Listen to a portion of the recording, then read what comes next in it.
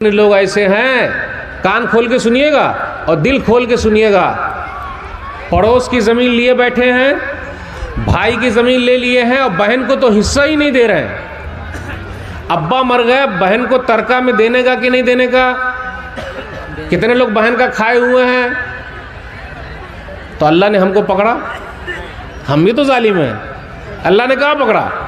یوصیکم اللہ فی اولادکم للذکر مثل حظ الانثیین، سورہ نساء سورہ نمبر 4 آیت نمبر 11۔ اللہ تم کو وصیت کرتا ہے تمہاری اولاد کے بارے میں کہ لڑکے کے لیے 2 لڑکی کے برابر ہے۔ تو یہاں اس آیت میں لڑکی اصل ہے، لڑکا اصل نہیں ہے۔ تو کیا بھائیوں نے اپنے بہنوں کو دے دیا؟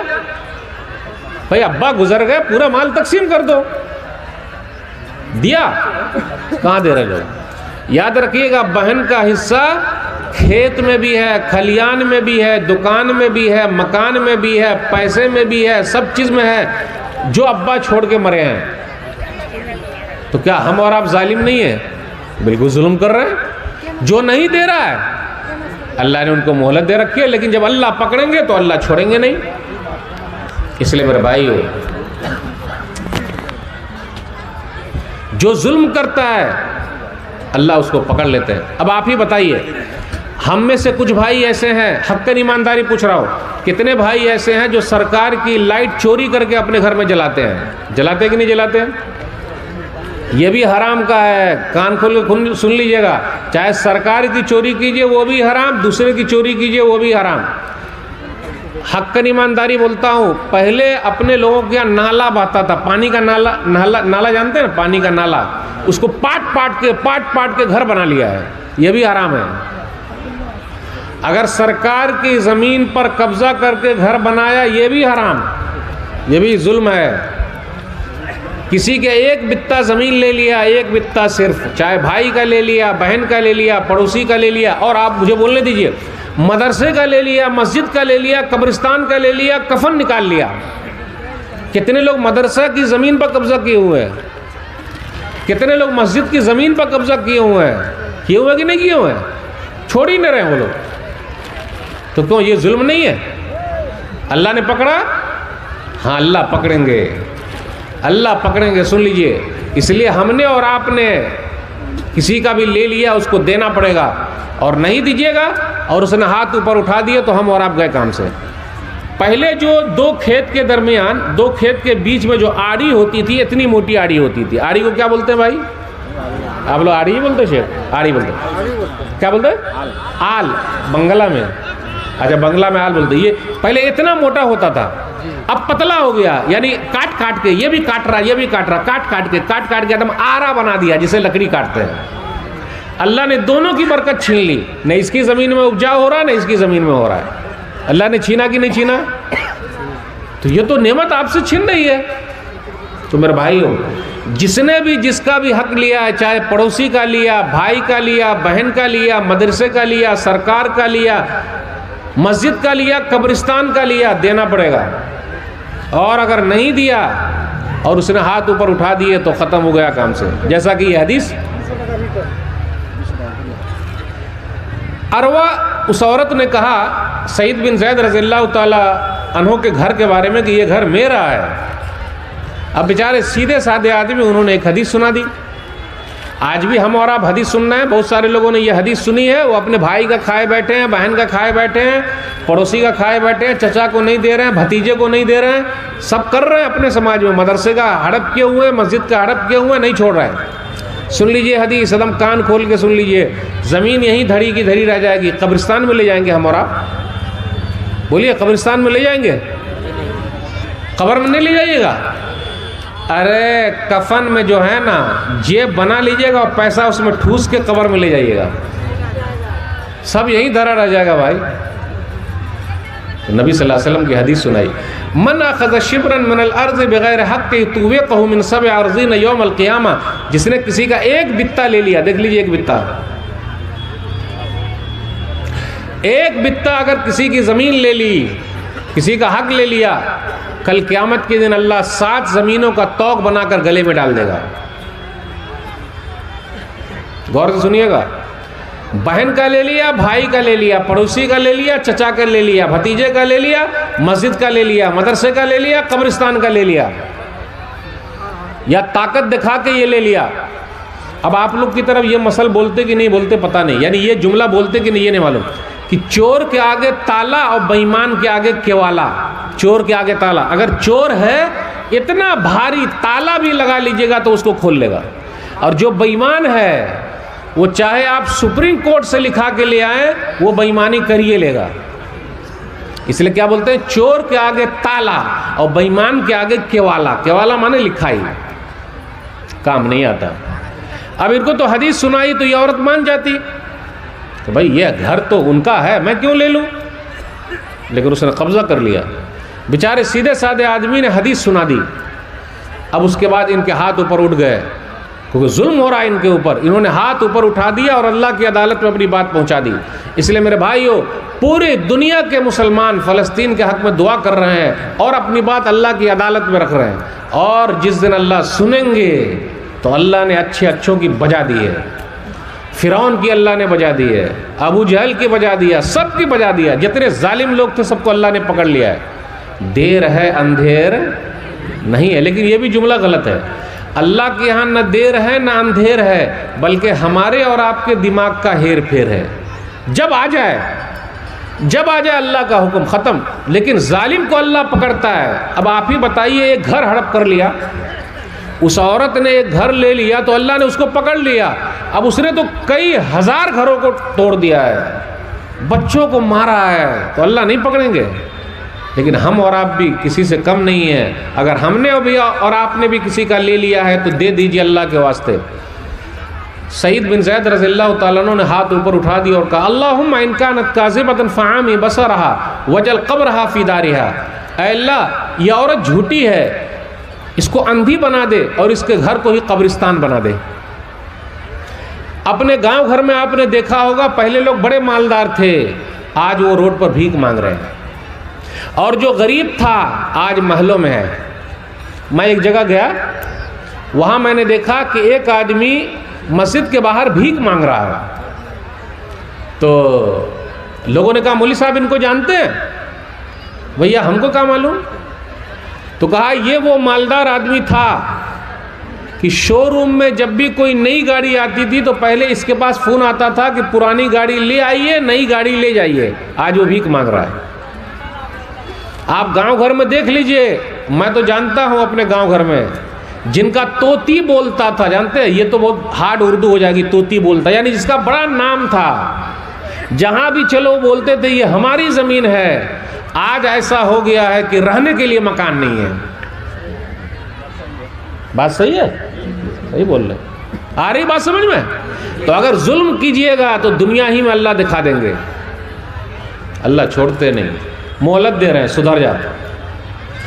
کچھ دنوں کے بعد وہ عورت اندھی ہو گئی۔ بھئی اب مظلوم جن پر ظلم ہوا اس نے ہاتھ اوپر اٹھا دیے اور اپنا معاملہ اللہ کے یہاں کر دیا، اللہ کے یہاں کیس ہو گیا، ختم۔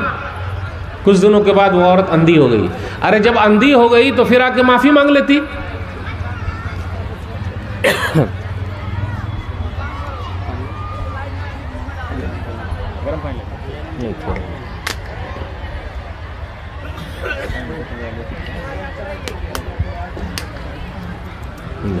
وہ عورت اندھی ہو گئی، جب اندھی ہو گئی تو آ کے معافی مانگ لیتی کہ سیٹھ صاحب میں نے غلط آپ کا گھر لے لیا، یہ تو گھر آپ ہی کا ہے۔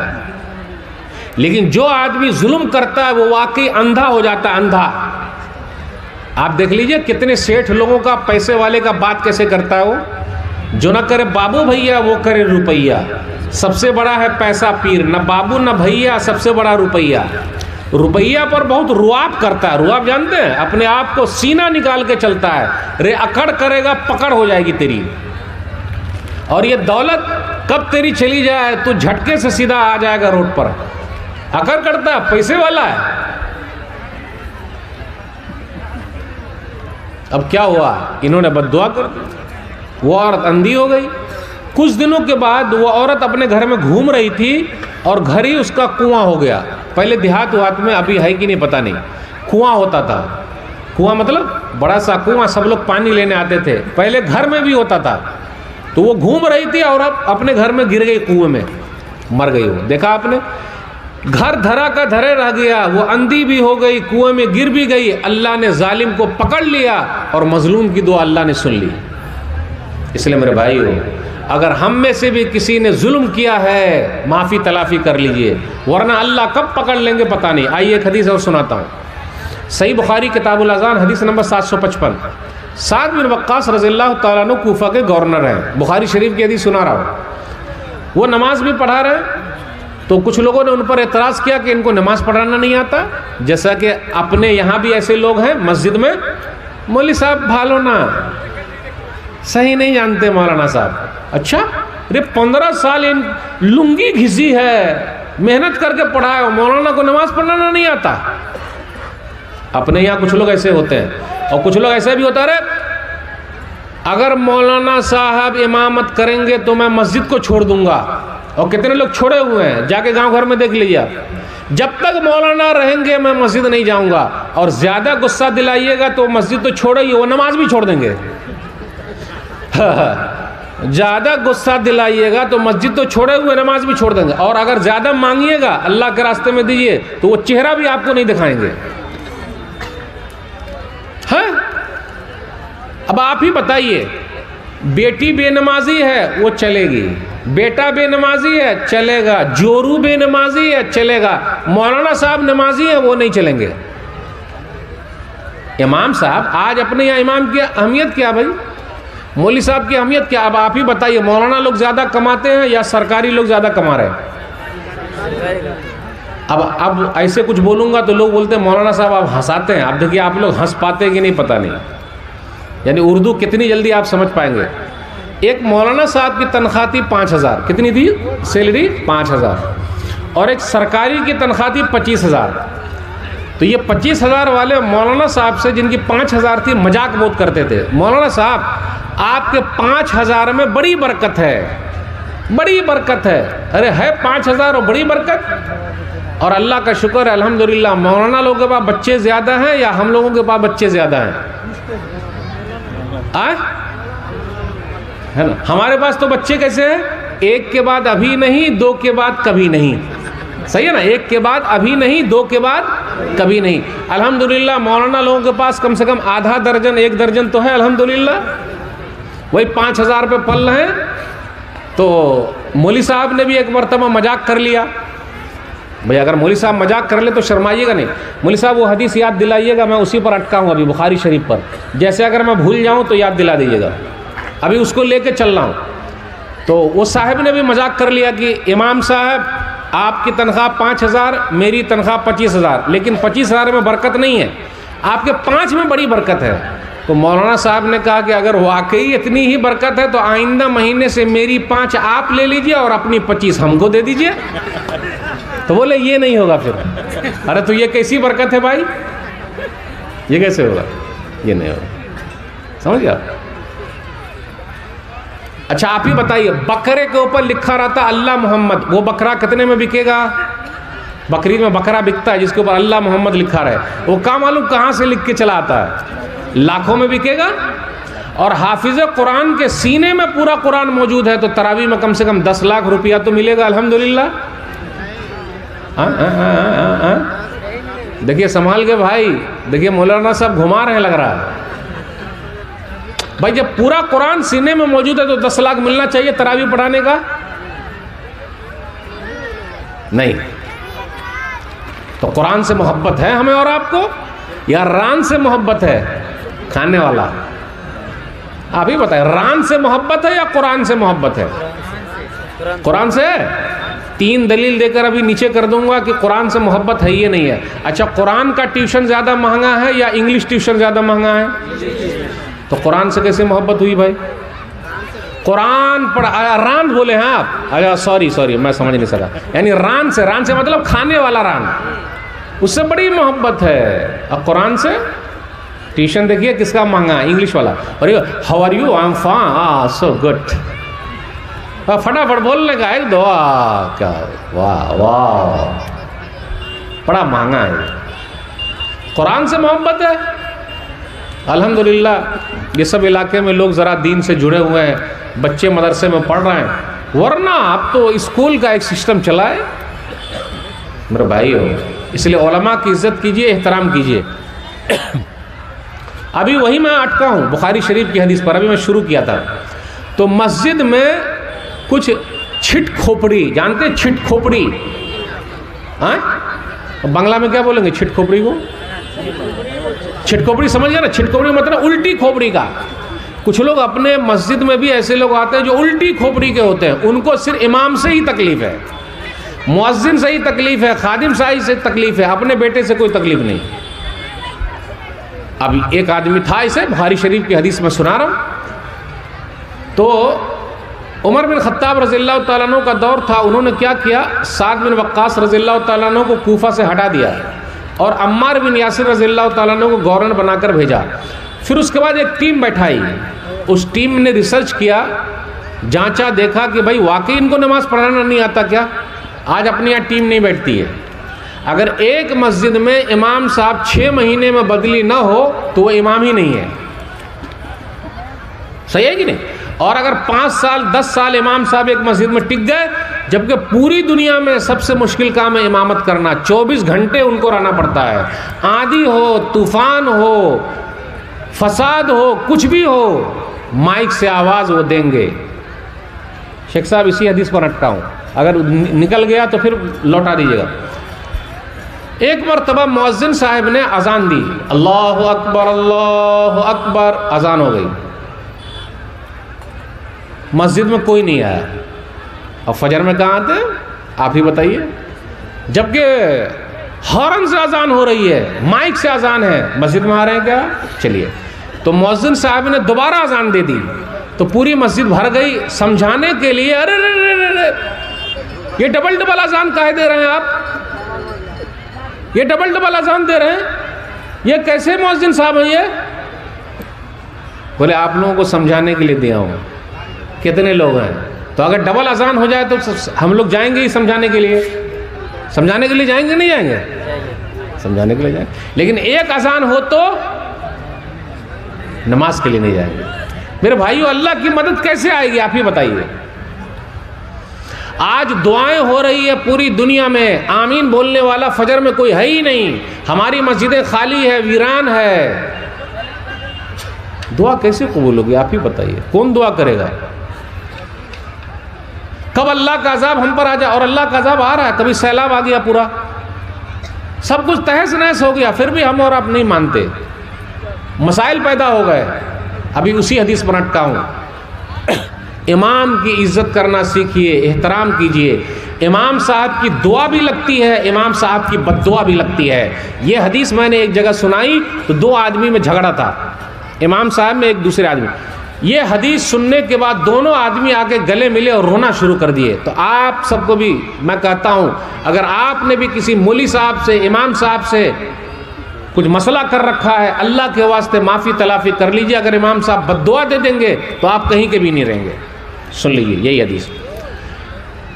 عمر بن خطاب رضی اللہ تعالیٰ عنہ نے ایک کمیٹی بیٹھائی. اس کمیٹی نے سرچ کیا تو ایک آدمی کھڑا ہوا، اسامہ بن قتادہ. اس نے کہا ہاں ان کو تو نماز پڑھانا نہیں آتا، یہ صحیح تقسیم نہیں کرتے، جہاد فی سبیل اللہ میں نہیں نکلتے. اچھا. اس کے بعد سعد بن وقاص رضی اللہ تعالیٰ عنہ کھڑے ہو گئے اور کہا اے اللہ یہ آدمی جھوٹا ہے اور دکھاوے کے لیے کھڑا ہوا ہے. اے اللہ اس کی فقیری بڑھا دے، یعنی اس کو غریب بنا دے. اے اللہ اس کو فتنے میں ڈال دے، اس کی عمر لمبی کر دے. 3 بد دعا دے دی. عمر لمبی کر دے، غریب بنا دے، آزمائش میں ڈال دے. اب غور کیجیے گا میرے بھائی ہو. کچھ دنوں کے بعد وہ بد دعا اس کو لگ گئی. امام صاحب کی بد دعا لگ گئی. اس لیے امام کی بد دعا سے بچیے. لگ گئی بد دعا. بد دعا لگی. وہ راستے میں جا رہا تھا اور جاتا تھا لڑکیوں کو چھیڑا کرتا تھا، اور اس کے یہ جو بھاؤں کے بال ہے نا، بھاؤں کے بال، یہ بھاؤں کے بال اندر گھس گئے. اندر یہ بھاؤں کے بال ہے، یہ اندر گھس گئے اور وہ دم غریب ہو گیا، فقیر ہو گیا. اور وہ کہتا تھا مجھے سعد بن وقاص کی بد دعا لگ گئی ہے. اس لیے میرے بھائی ہو، دعا لیجئے، بد دعا مت لیجئے. تو پتہ یہ چلا کہ احترام کرنا سیکھیے، اپنے علماء کی عزت کرنا سیکھیے. ارے ان کی تنخواہ اچھی رکھیے بھائی، ان کے پاس بھی بال بچے ہیں. کہاں سے کھائیں گے پیئیں گے؟ اچھا یہ بتائیے مولانا لوگ کے بچے بیمار پڑتے کہ نہیں پڑتے؟ نہیں پڑتے ہیں. وہ اسٹیل کے بنے ہوئے ہیں, ہوا پی پی کے زندگی گزارتے ہیں. مولانا لوگ کھاتے پیتے نہیں ہیں. کھاتے پیتے ہیں؟ ہاں دیکھا آپ نے کھاتے پیتے؟ ارے وہ تو ہوا پی کے رہتے, ان کو کھانے پینے کی کیا ضرورت ہے؟ خیال رکھیے, ذرا احترام کیجیے. اچھا ایک دعا اور سنا دیتا ہوں. متولی صاحب نے ایک مرتبہ امام صاحب سے کہا کہ میرے بیٹے کے لیے دعا کر دیجئے. کون سی دعا؟ اے اللہ میرے بیٹے کو اچھی نوکری دلا دے. اب جب دعا ہو رہی ہے اچھی نوکری دلا دے, تو ساتھ میں یہ بھی دعا ہو گئی کہ اے اللہ, امام صاحب نے دعا کی, غور سے سنیے گا, اے اللہ اچھی نوکری تو دلا دے لیکن تنخواہ اور سیلری اتنی ہی رہے جتنی میری ہے. ارے امام صاحب کیسی دعا کر رہے ہیں آپ, یعنی جتنی میری ہے اتنی ہی سیلری رہے تو یہ کیسے ہمارا گھر چلے گا؟ واہ رے واہ متولی صاحب, آپ کا گھر نہیں چل سکتا تو ہمارا کہاں سے چلے گا؟ واہ واہ, سمجھ میں آ رہی ہے اردو؟ اس لیے میرے بھائی علماء کا ہاں اعلان کیجیے, مائک سے بولیں.